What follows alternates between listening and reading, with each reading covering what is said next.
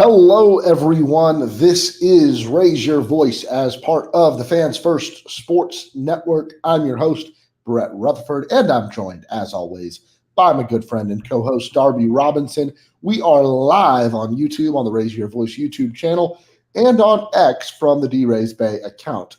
Make sure, if you're watching on YouTube, to like, subscribe, and turn on those notifications so you can join in on the fun every single time we go live.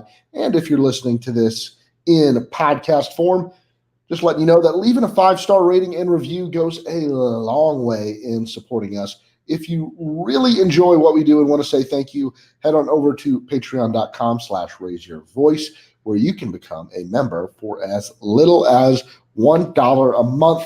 Darby, we have real baseball to talk about on this episode after the Rays took on the Blue Jays this weekend, and they are playing the Rangers right now. It's not going so great. But maybe you're watching that on the TV, following along or listening along with Raise Your Voice live on X or on YouTube. Even though they're down 3-0, maybe Raise Your Voice for live recording brings some better luck to the Rays. But Darby, how are you feeling after this weekend's slate of games? Well, I think they did what when you start the season, right? You just want to see the team not kind of fall so flat to start the year. These games, I think Tom Tango had a tweet today that basically was the games, the first 4 games do not matter any more than games 35 through 39. However, they do feel a lot different, and they do feel a lot different, right? Because this is the first time you've gotten a chance to see it. So you go 0-4 and have 4 blown leads in the bullpen, like the Houston Astros did against the Yankees. You're feeling really bad, right? You're kind of in a spiral. That can happen, but it really sucks to have that start the season. For the Rays, splitting 2-2 against a very good Blue Jays team, that's what you got to do. They came out. There's a lot to like. There were some things to not like. Overall, though, the Rays were back. The branding's fun. The team has some really interesting elements to it that we'll talk about today. And they did exactly what they needed to do in that first series. Split series against good teams, go 750 against bad teams. That gets you into the postseason. That gets you a fighting chance for that division title. So 500, 2-2 against the Jays. I'll take that. When we last spoke, I know you said if it's a series split and they play badly, you would feel a lot different about it. And although I think there was some instances of bad baseball scattered throughout the weekend, I don't think you can say overall that the team played badly. In game 1, you had one bad inning from your starter, and then the bats kind of went cold after that. Game 4 was not a great pitching game by any means. But I don't think over the course of the weekend you're coming out of that thinking, man, they just didn't play well. Absolutely not. No, I mean, I think looking at him, it's interesting, right? So you have 2 pretty darn fun games and 2 kind of frustrating games. That game 1, I mean, Eflin looked about as good as we've ever seen him until he didn't, right? And so he kind of got his mechanics got all over the place. He talked about that in I think it was the 6th inning there. And it's a new strategy for the Rays this year is to try to extend their pitchers a little bit more, have them ready to go deeper and not kind of maybe churn through that bullpen as much as they did and churn through different arms from last year. So it's a different strategy. And that's going to happen sometimes. I think the Rays are aware, clearly, Kevin Cash is aware of leaving starters in too long and the dangers that can pose. This is on purpose, though, because this is a long marathon, right? You're going to accept that sometimes your starter, just like when a reliever comes in and they're not hot, sometimes a starter who's been cruising will suddenly hit a wall and suddenly will just stop be cruising all of a sudden. And that's what happened to Eflin. But overall, I think you look at the weekend, I'd say you played really good baseball. The one thing is the offense played really well. You have 2 games where they didn't score a lot of runs, but the process and the at-bats were very good.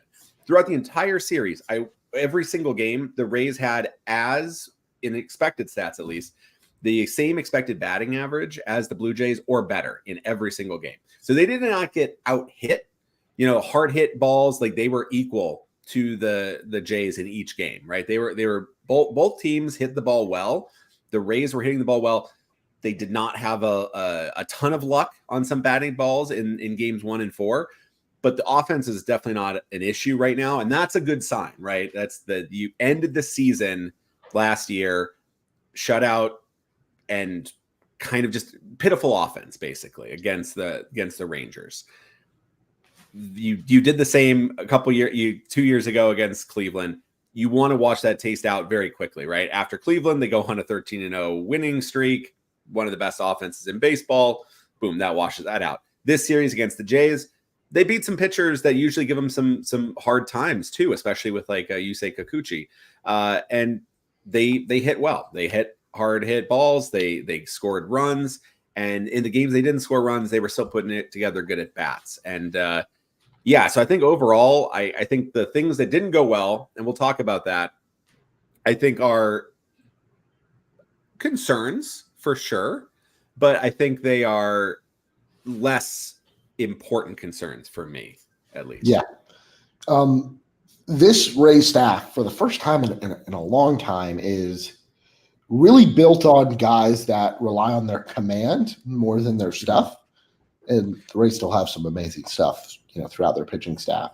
But Zach Eflin, one of the best pitchers when it comes to command in all of baseball, and through those first 5 innings on Thursday, had incredible command. So he was doing really well. And when he lost that command, just like when a pitcher like Blake Snell or Tyler Glasnow, who relies on their stuff, right, their nasty curveballs and their high-octane fastballs, when one of those pitches isn't working, things start to fall apart. Eflin, lost the command, started to lose the game. But overall, looking at that and watching that entire game back, and I'm not worried at all about Eflin and his command and his pitches. That they all seem to be working through those first 5 innings. It's just a matter of getting over that hump his next time out, which will be tomorrow or Tuesday, if you're listening to this on Tuesday, against the Rangers. So an even more difficult lineup. Toronto has a couple, really strong hitters and some other decent hitters throughout. The Rangers, though, clearly coming off a World Series championship, one of the best lineups in baseball. At the top of that list, Corey Seager, Marcus Semien, Adolis Garcia. They've got a ton of great hitters, and so it's going to be even more difficult for Eflin tomorrow. But do you have any worry about Eflin in where he goes after this? No, not really. I think, when you are a command pitcher and you have a lot of breaking balls and that's your kind of claim to fame, you're sometimes going to leave a bad pitch here and there. And when your mechanics fall apart, it can get ugly pretty quickly, but I'm not worried about Eflin. I think we saw him bounce back from some bad starts last year. And I think for the most part, he's just a very reliable veteran pitcher who knows what he's doing. He also knows how to prepare and flush bad starts, right? He's not going to dwell on it, and he's going to go fresh. And Blue Jays and then Rangers back to back is a really tough way to start the season for pitchers. It's good. There's going to be easier targets for sure after this, but it's not going to be his first 2. But I'm not worried at all. Not with Eflin. I think I think the big question marks, I think that's what actually helped in that first series, right? Is you had Eflin of the starters, of the more locked in starters, he had the worst overall game, but it really was more just one bad inning. He had a very good game and then one disastrously bad inning.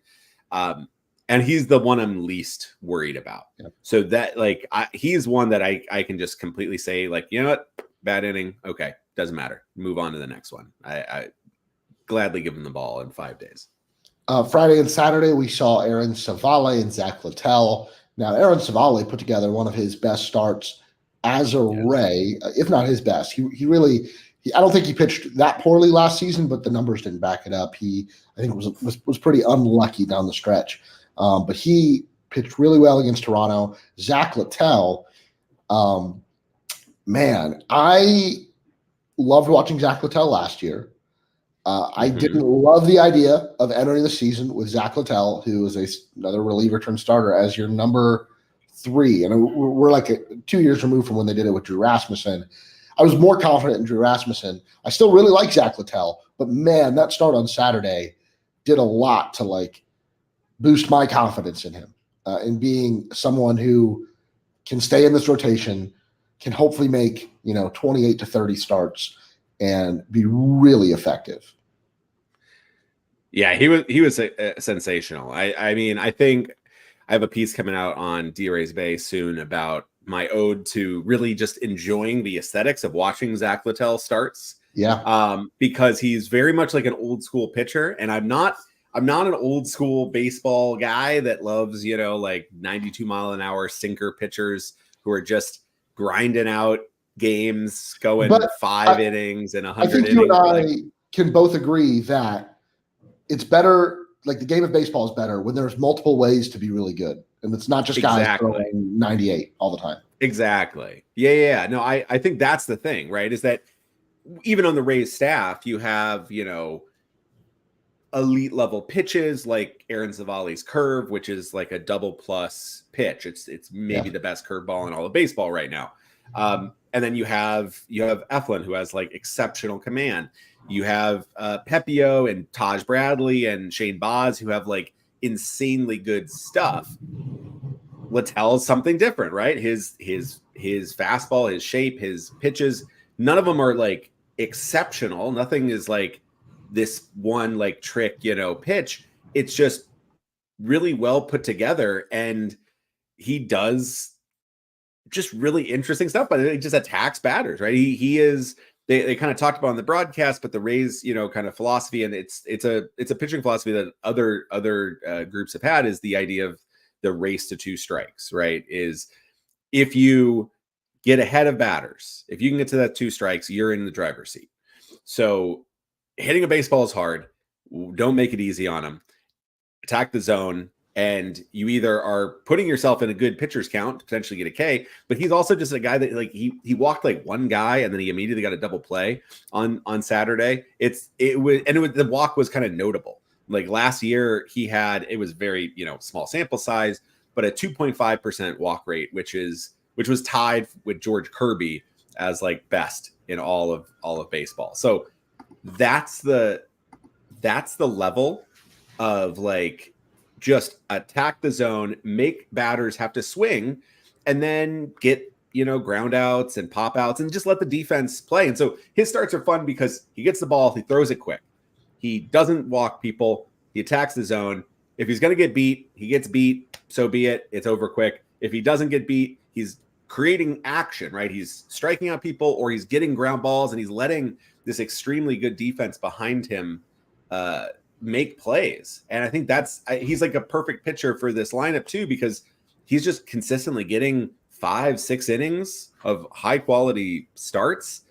And I'm a true believer, but I'm more than just a believer. I just really enjoy like watching him pitch because it's such a brisk, I feel like Rob Manfred would really love a Zach Littell start because he gets the ball, he moves it quick. Those games are moving along. Get some ground ups up and down, no waiting around, no full counts, no deep counts. Let's just keep going. And I love it. And Savali with 1 walk on Friday, I think is also, I definitely want to highlight that. Only 1 walk, amazing amount of command. He also was somebody that, came in to this year, I think really working hard. He's very much a tinkerer as a pitcher. He likes to work on his stuff. He calls his own pitches. So he is somebody who is constantly working. And last year, his biggest knock was he was not available late in games because he was just falling behind. He was nibbling. He was going full counts. He was walking people. He was at 100 pitches by like the 4th inning. And it was like, you can't be basically this kind of a weakness for the team is you need innings and you're good enough. And that's sort of the Rays pitching philosophy is attack batters, because if you're going to get beat, you're going to get beat. But if you're not, you're going to go deep.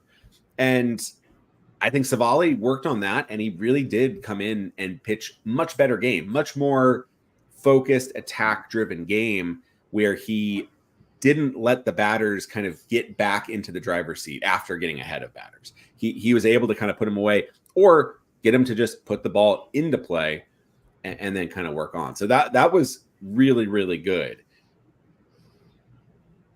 Then there was Sunday.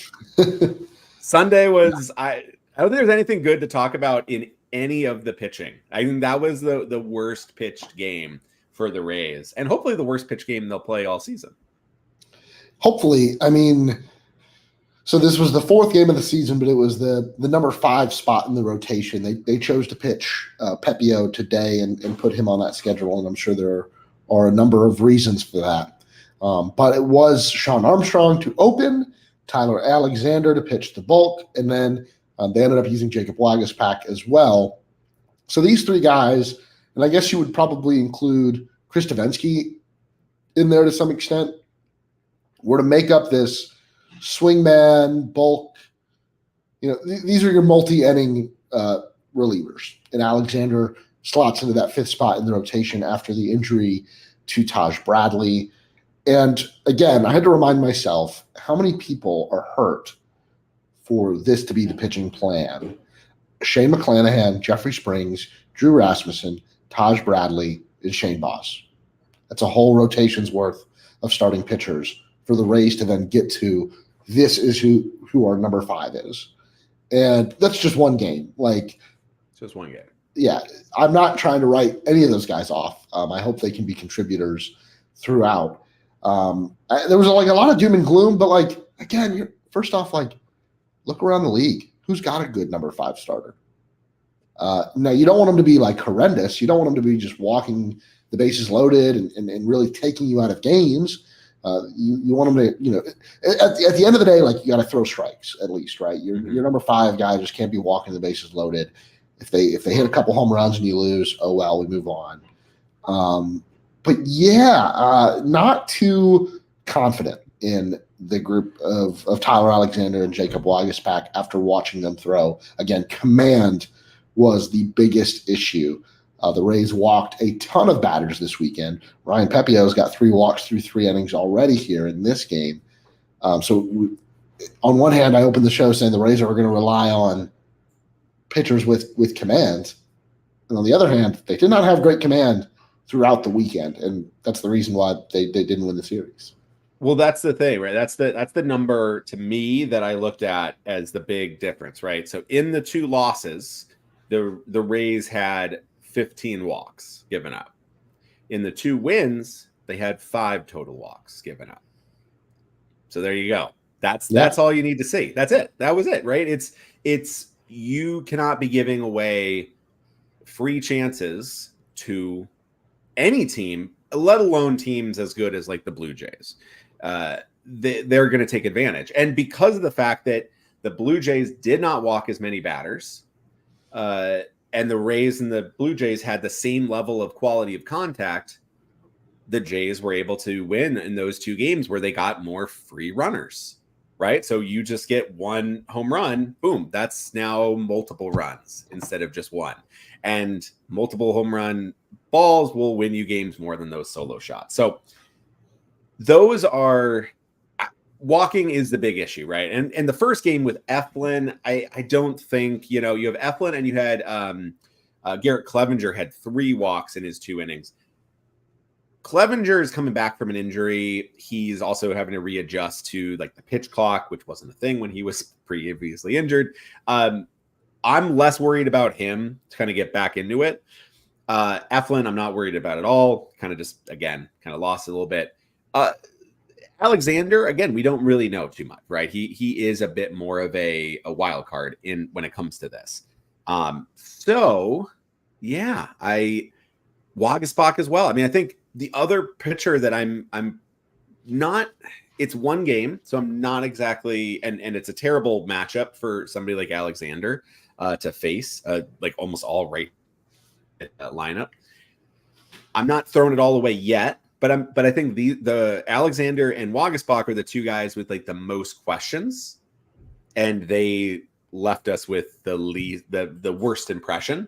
So I think they're already the guys that are at the bottom. They're already the 2 guys that have like options. So we already are looking at them as potential shuttle options eventually. But they're also the easiest to replace because the Rays have plenty of pitchers ready. So the second Taj Bradley gets healthy, or Shane Boz is ready, or Jake they're Odorizzi. taking that spot. Or Jake Odorizzi. Yeah, that's another one. Like a nice solid vet. Like that's your go. They just slot right in. The one pitcher though that I thought would be better that didn't, that does give me some concern. Again, it's 2 appearances, so it's not, we're not saying he's cooked, it's over. If you're doing that, I think that's way too early, but kind of put it on the concerned, maybe like yellow. We're not to red light yet, but we're up to the yellow warning, and that's Shawn Armstrong, who is such a key piece of this pen, who was so good for the Rays, and he has not looked sharp at all, both with command, which he's very, very good at, and also just in general, he just seemed very I don't know, just not sharp. Like the fastball didn't seem like have the same zip. The command wasn't there. He seemed very tentative in his pitches, and he got hit pretty good in both game 1 and in game 4. And that's a concern. He was the opener in game 4, and he did not open very well. It was pretty rough. So I would say that's a concern going forward. You're looking at him as a guy that you are going to rely on. It's one I'm gonna watch. I'm not pushing the panic button. I'm not even removing the glass on the panic button, but I'm kind of checking where the panic button is on Shawn Armstrong. Yeah, no, he was the one where, again, the expectations were a lot higher for him. He was someone who I thought, he was locked in to make the team, and someone who I thought would pitch in a number of different roles, right? He opened. He can also pitch late in games. He can give you 2 to 3 innings. Like, he was going to be your Swiss Army knife in the bullpen. And if you don't have that, does someone else kind of fill in that role? Someone that's not on the team right now? I don't know. But yeah, I agree with you that was a little bit concerning. Let's move over. We've talked a lot about the pitching. On the position player side of the lineup, I want to talk about some of the new guys because they brought a lot to the plate, no pun intended, this past weekend. Let's start with Jose Caballero because he was involved in some other things as well. But first off, he gets under people's skin. I don't know how. He was just his very nature. He's just like walking around somehow, doing nothing wrong, just getting people under. I love his energy. He plays really hard. He plays a really good shortstop from what I saw this weekend. If he looks like he can handle it, got under Genesis Cabrera's skin that easily this weekend to the point where Genesis Cabrera shoved him in the face and was suspended 3 games for it, and rightfully so. This was not like a little shove to the chest like you might see. This was kind of violent and uncalled for. And so if Jose Caballero is doing that, it's like the opening weekend and he's pissing people off like that, I don't even know what he did, if anything. I cannot wait for when he's facing, the Yankees. Unfortunately, they don't have Josh Donaldson anymore, or the Red Sox in some of these high intensity games because I'm excited to have him on the team, and I really liked what he brought this weekend. Yeah, I think the thing for me with Caballero in particular is they needed somebody to step in and play really good shortstop. That's the first and foremost like bar that the Rays need to clear is you need to be able to glove it at short. Period. Right? Period. And he looked great. He made a bunch of really good plays out there. Looked really comfortable, really smooth in the field. At the plate, I think he has a pretty nice swing. He's fast. He's really, really fast. He dropped a couple of bunts. He had a bunt with was it bases loaded or first and third as like a not even a safety squeeze, but a just an attempt to basically cause some chaos, right? And then he did bunt that was thrown away by Cabrera that led to another run. And maybe that's what Cabrera's upset about. I don't know. He was weak of body, weak of mind. And Cabby did that to him. And so I loved great debut, great debut for Jose Caballero in those first 4 games. I think very, very strong at short. Like I'm very comfortable with him being the everyday shortstop. Batting low in the lineup, he got a hit by pitch. He got people under his skin, had a couple good swings. I like it. Got some walks, took some pitches. Like that's the other thing too. Like he was overall, I think the most important thing I saw from this weekend was that bottom of the lineup, 7, 8, 9 looked not like a black hole at all, but like a very functionally deep lineup, because that 7, 8, 9, that is exactly where you can really stretch and get some runs, because if they're getting on base, they're setting the table for guys like Yandy and Lau and Randy to go nuts. If you're not getting contributions from them, you're really relying heavily on the top of the lineup. When the Rays have been their best, it's not because they have a bunch of all-stars. It's not because they have like 2 amazing thumpers at 3 and 4 and then nobody else. It's because everybody down the lineup is like 100 WRC plus guy. Everybody is somebody that's able to, get a walk, get a base hit, maybe steal a base, and that's it. Like you're getting contributions from everybody. And that's what I saw. Even when Caballero was not getting on base or getting a hit, he was still causing the pitcher to work. Yeah. And that's so important. Well, not sexy, but very important. That was the theme all weekend. And we'll jump ahead to talk about this guy, Ben Rortvedt, the Rays' new, I guess it's backup catcher. He started 2 of the 4 games. So maybe it will be more of a split time with Pinto thing. It could be just back and forth. That's at least for a good portion of the season. Catching is such a brutal position that if you're always giving a day off after a full game of catching, that's probably pretty nice for both guys. Yeah, and he worked that amazing, was it 12 pitch at bat that ended in a walk and picked up a couple hits on the beginning as well. Yeah, set up the grand slam. Yeah, looked really comfortable behind the plate. Man, I was just impressed. And we mentioned that right before opening day. Like we recorded right after he was acquired, and we both said that we just feel so much more comfortable now with him on the roster, with another catcher like that on the roster. And I think from what we saw this weekend, that kind of reaffirms those beliefs. But yeah, that 12 pitch at bat, you mentioned Caballero made pitchers work. That really did feel like a theme, and maybe a slight change in approach, at least for some guys, right? I think you don't want to change like Yandy Diaz's approach, and he makes pitchers work anyways. But the approach last year seemed to be like we're attacking fastballs early. We're attacking our pitchers early. Maybe for some of the new guys who, again, a lot of the reasons these guys are here is because there are injuries or trades or legal issues in the Dominican Republic.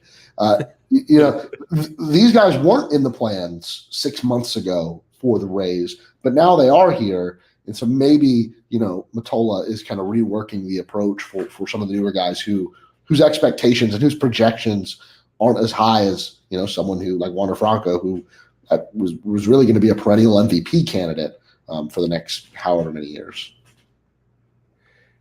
So one stat that shout out to I can't remember the user, but I saw it on Twitter.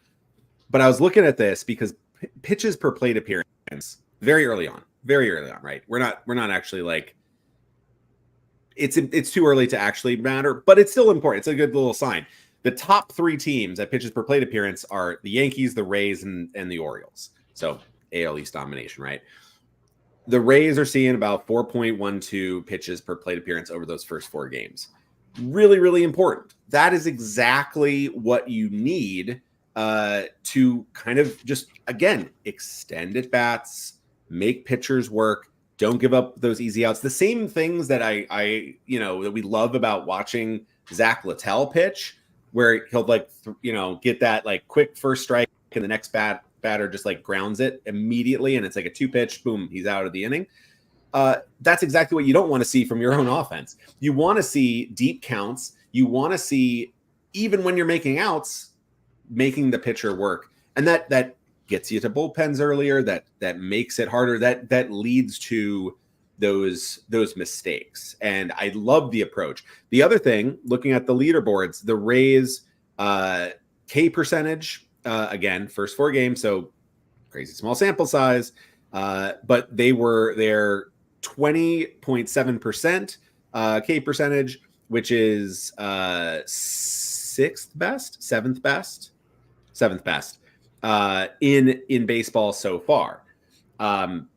Tops is Arizona at 14.2%, who got the Rockies for their first 4 games. Very lucky.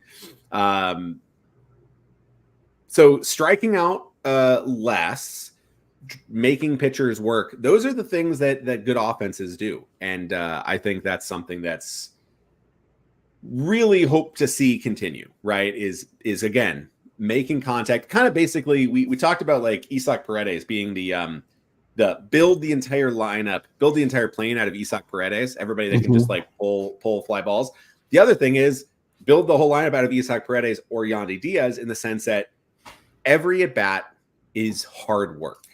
Every at bat for the pitcher is frustrating because you're not going to just get first pitch pop up.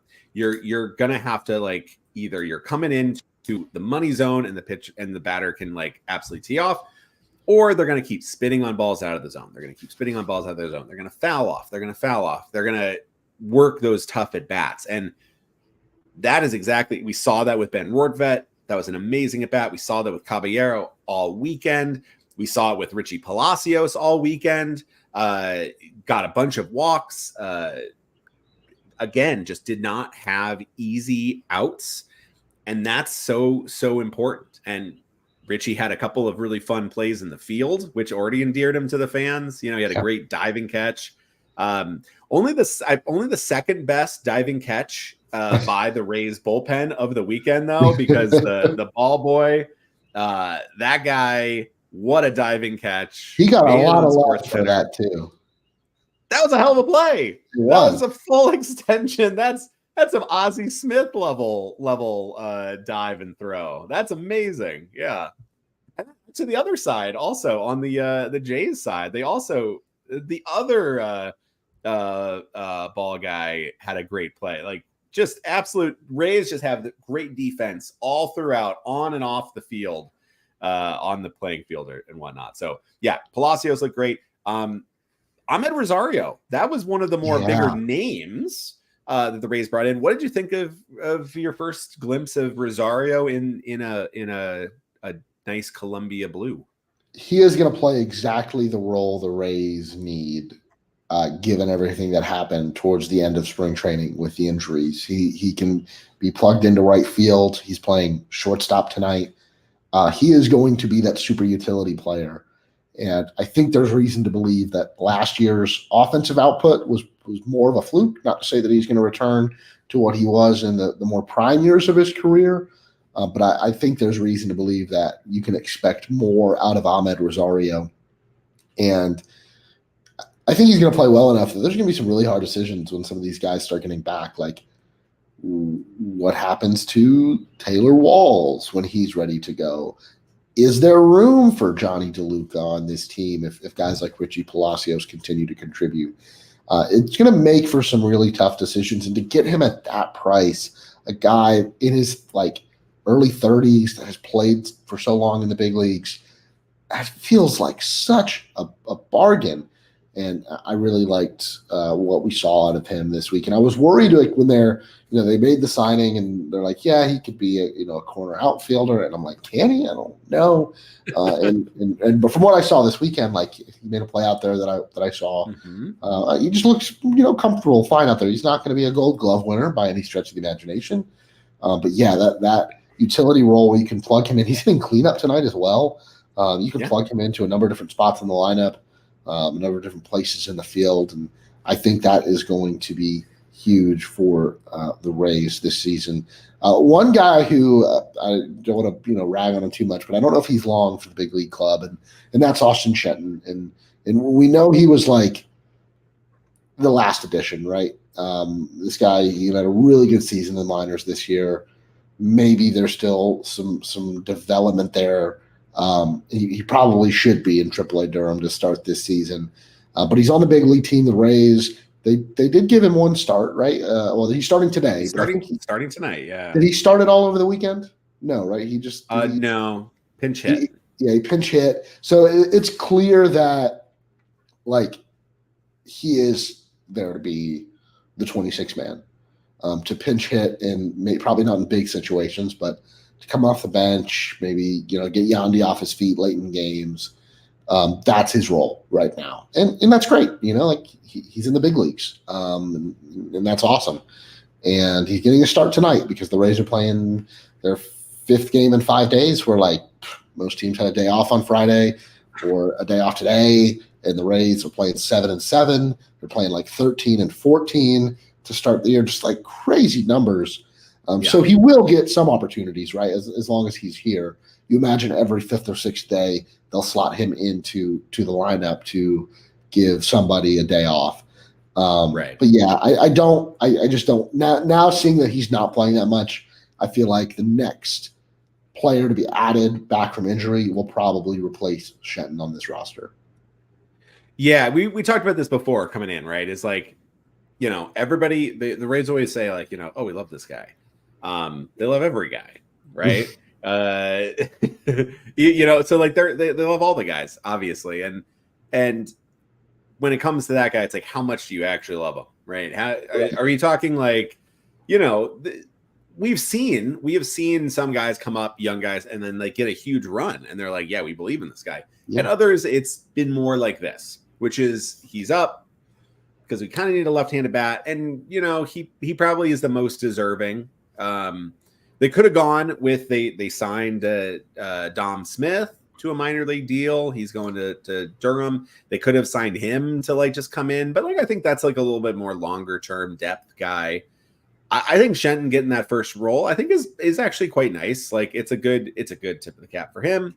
He's making some money, which is good. That's every day up there. Doesn't matter if you're on the pine or in the field, you're making money. The per diem is a lot better too. And the per diem's a lot better. Yeah. Eat good.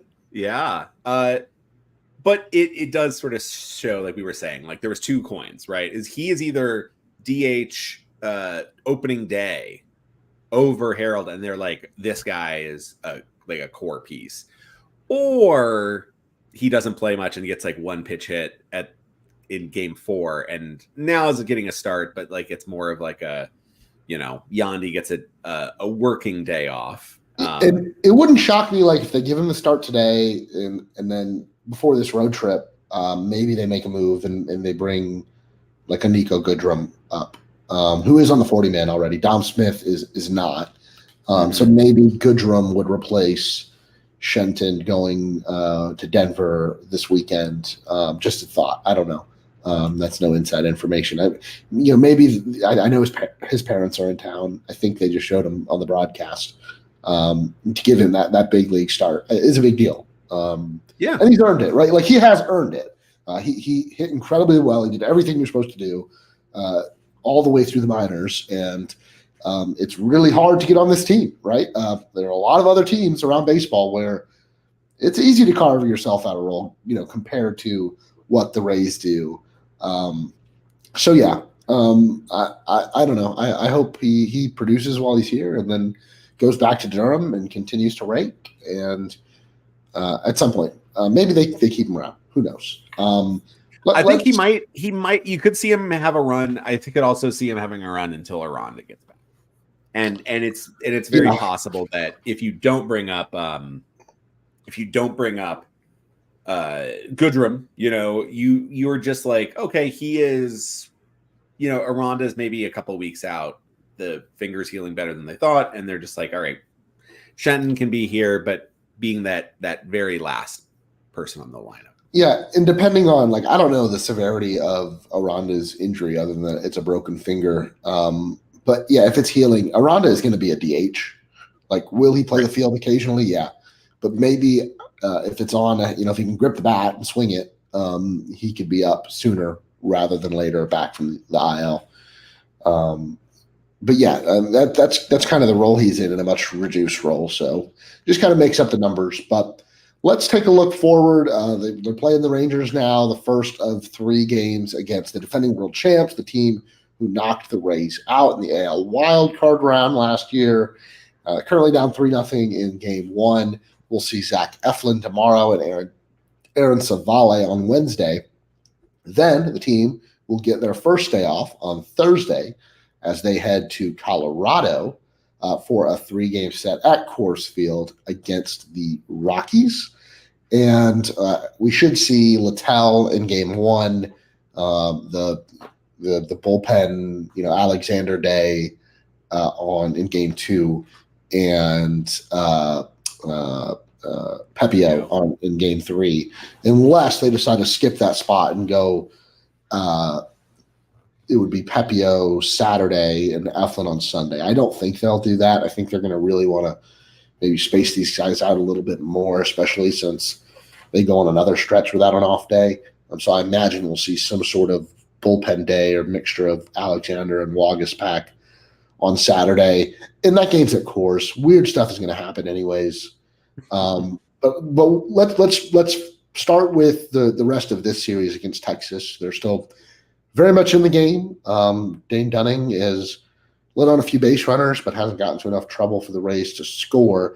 Tomorrow, though, what are you looking for out of Zach Eflin, who will be, bouncing back after the last start did not end very well, and this time against a much tougher lineup?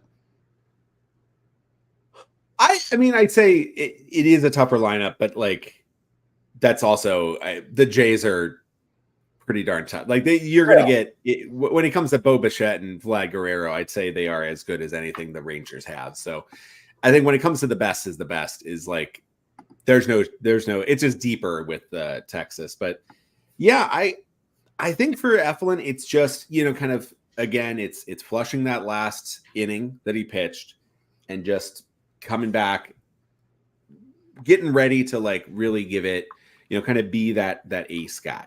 Right. He's getting a chance. He also had a pretty rough game against Texas the last time he faced him. It wasn't his best. He wasn't terrible, but it was not his best work. And I think he's probably going to be pretty excited to have a chance at bouncing back against him. I think the biggest thing for him is just what worked so well in that first game. He was mixing pitches perfectly. He was mixing eye levels perfectly. He was doubling up high sliders with high fastballs. He had great command of every pitch. His sequencing in particular was so good. And if he can do that, it's very hard, even for the best lineups, to be able to sustain that offense. Now, the key there is get those sequences, don't be too fine, and do not give up those free bags. That's going to be the biggest key, right? Is the more you walk, the worse it is on you, especially somebody like Eflin, who is a command guy. So I think keep sequencing. Don't worry about a solo home run because it's going to be hard to get beat by just solo home runs. So just keep the Rangers, make them out hit you rather than let them have a chance to jump on a multi-run homer. The Rays will see Andrew Heaney in that game on Tuesday, and then Nate Eovaldi on Wednesday facing off against Aaron Savale. At this point, if they just got one game in this series, that being tomorrow's game, I'd be pretty happy. Although they're still in it tonight, so maybe they can pull it off tonight. Then they will head to Colorado. Zach Littell, any worries about the way he pitches and the way that ballpark plays? Well, oddly enough, I think it also kind of works because grounders and obviously fly balls in that park can sail. It's a huge outfield, but the Rays have incredible range in that outfield. Jose Siri can chase down a lot of balls. So I like the idea of letting this very spacious park play to your advantage, right? Mm-hmm. There's a couple guys you definitely do not want to serve it up to, but if you can just keep it like in the park, which is a pretty massive one, right? Siri can probably chase it down. The most dangerous thing with Colorado is not so much like the homers, is oftentimes the doubles and the triples, because it's so massive out there in the corners that you need really athletic outfielders. So I don't think we're going to see Harold Ramirez in the outfield in this series against Colorado. I think we're going to be mostly seeing Siri, Randy, and then either Palacios, maybe Rosario, but maybe not. Maybe they'll just keep Palacios in there because you want the better range. But yeah, I think that I think Littell, his contact heavy approach, I think still works because one of his best pitches is that split, and that is a really good pitch for Coors. But like you said, it's funky. I think I'm more concerned about the Alexander game. Yeah, but I mean, the Rockies, it's Ryan Feltner lined up to pitch that game for the Rockies. And I mean, the Rockies are a mess. Yeah, I watched a little bit of their game today because it was one of the only ones on this afternoon, and they looked like a truly terrible baseball team in their pitching staff. Was the Christopher Morel base hit to left field that turned into a Little League inside the park home run? Yeah. That part of the yeah, it was. Yeah, that was rough. And so, like, am I a little bit worried about the runs the Rays are going to give up? Yeah, but they should score a ton of runs this weekend. This is a good test for the offense to carry some wins, right? Is to really pick up the pitching. Is keep putting in those good at bats that you did against Toronto, and you should be able to find a lot of green territory.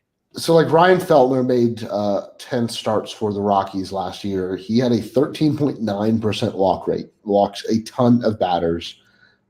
He had a 5.82 ERA. xFIP has to be is that part controlled? It is. Yeah. It should be.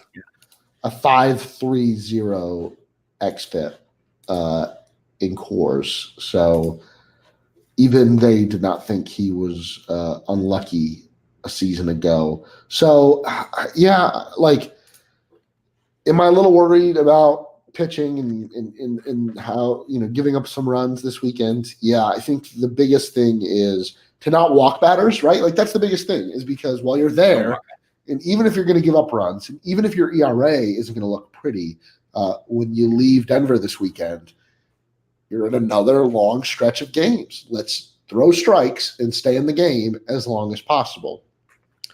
That's just going to make everything else run a lot smoother. So Alexander, Waguespack, like Kyle Snyder, those meetings they have this week about how to attack that Rockies lineup, which is not strong, should just be throw strikes. If they hit it out, maybe walk Nolan Jones. If you want to walk somebody, you can walk Nolan Jones. Everybody else, make them beat you. And if they do, you just tip your cap. Mm-hmm. And if you have an option, probably prepare to see you in Durham. If you don't have an option, just tip your cap and know that you're going to get another shot. No defense can save a walk. The best defense in the world cannot save a walk. That's the key. That is the key, especially a team like Colorado, who is not good. The thing that they're going to want is free runners, and then to be able to maybe get like a cheap 2-3 run home run and put them up early, and then have the Rays bats suddenly start chasing and get out of their comfort. Like that's the key to a Rockies win. So a solo home run, nobody's panicking, right? You go, okay, whatever. The Rays can do that too. When it starts to get bigger innings, then suddenly you can see that maybe psychology take hold a little bit. They're going to have their chances. Like you said, I think the Rays offense should have their chances to feast this week. Just have to do it. And if the pitchers can just, again, keep it in the yard, it should be okay. Should be. Any final thoughts on the week ahead and kind of what you're expecting? Anything you're looking for in particular? I think again, early season like this, it's put together good full games, right? The results don't matter as much as just putting in, like, did you get beat because you were pitching well, but better hitters just beat you? Okay, whatever. Overall, pitch well, and long-term things are going to go well. Keep putting in those good at bats. You're not scoring today, even though you're getting on base or you're hitting hard. Keep doing that. You'll eventually get there. Like, I think what I want to see is closer games. Obviously, like the 2 losses were really disappointing because they felt like they were out of them early. But the play was good enough that they really, really could have done a lot more. I just think keep playing like that. Win against the Rockies and hold your own against the Rangers. And that's, again, the recipe for that early season is just don't fall into a bad pattern early where you're kind of losing a bunch of games and like you can kind of get a little bit off mentally. I think the Rays, again, are like one of the better teams when it comes to that, like kind of holistic mental and playing style, like combined, not getting too far down. I think that's the big key is just to like keep playing good baseball and let the results follow. Yeah. A few other notes I had from this weekend. I think the new turf for the Trop looked really good. Looked good.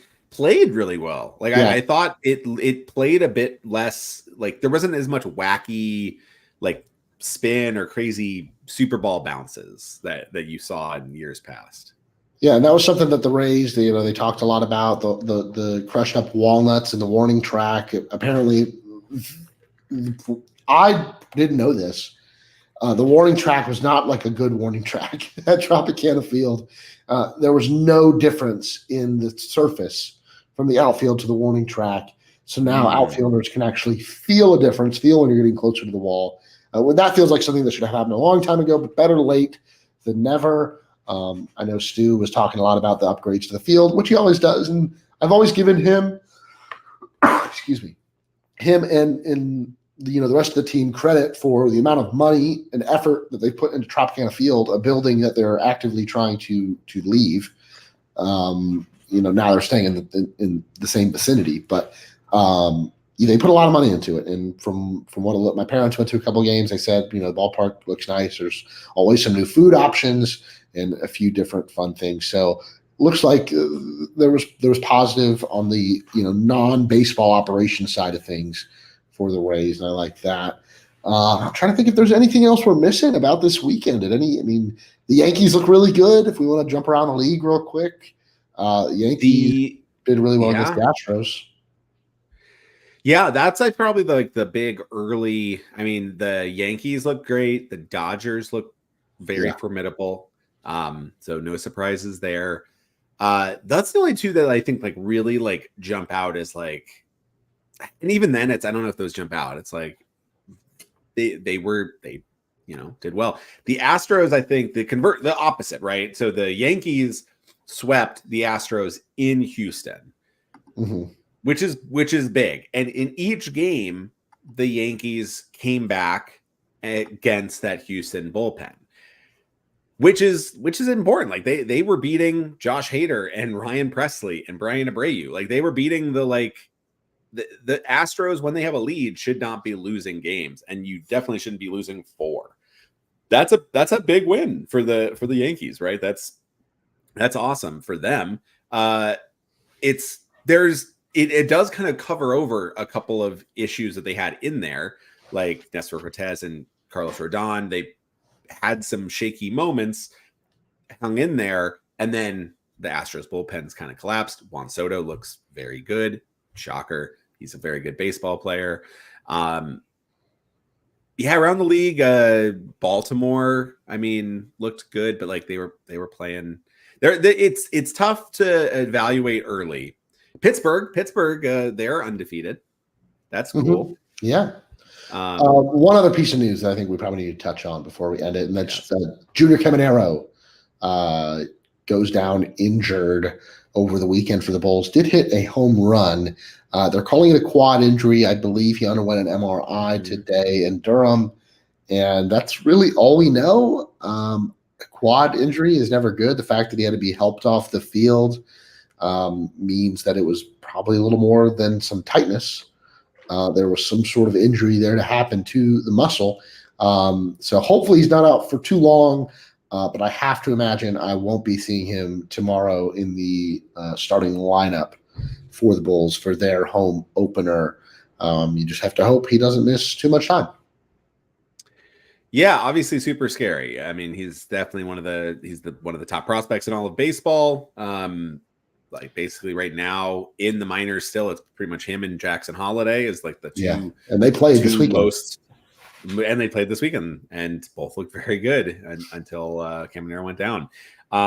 Yeah, that would be a big loss, obviously, for both Durham and eventually for the Rays. So you just hope that it's nothing too major, and he'll be able to kind of get back up to speed and be ready for that call up early in the season, which I feel like he's definitely somebody that I think we are going to see sooner rather than later this year if health cooperates. Right. And it sucks. Like this time in Durham, he skipped AAA last year, and we know the bat is big league ready. But in terms of development, a lot of little things that you can't get at AA or you're going to get at AAA because you're facing a lot of guys that are either running the doorsteps of the big leagues or have already pitched in the big leagues. Mm-hmm. Like that is a different caliber of pitching. So as much as, we think his bat is big league ready, I think this is valuable time for him to develop so that he can get into the big leagues and start contributing for the Rays. But that's going to do it for this week's episode of Raise Your Voice. If you're watching on YouTube and you haven't already, make sure to hit that like button, subscribe, and turn on those notifications so you can join us whenever we go live. If you want to say thank you and maybe be in on some exclusive content that will be coming down the line, you can head on over to patreon.com/raiseyourvoice, where you can become a member for as little as $1 a month. Also, as always, there's been a bunch of great new content at draysbay.com, so make sure to head on over there as well. Thank you guys for listening, and we will talk to you next week.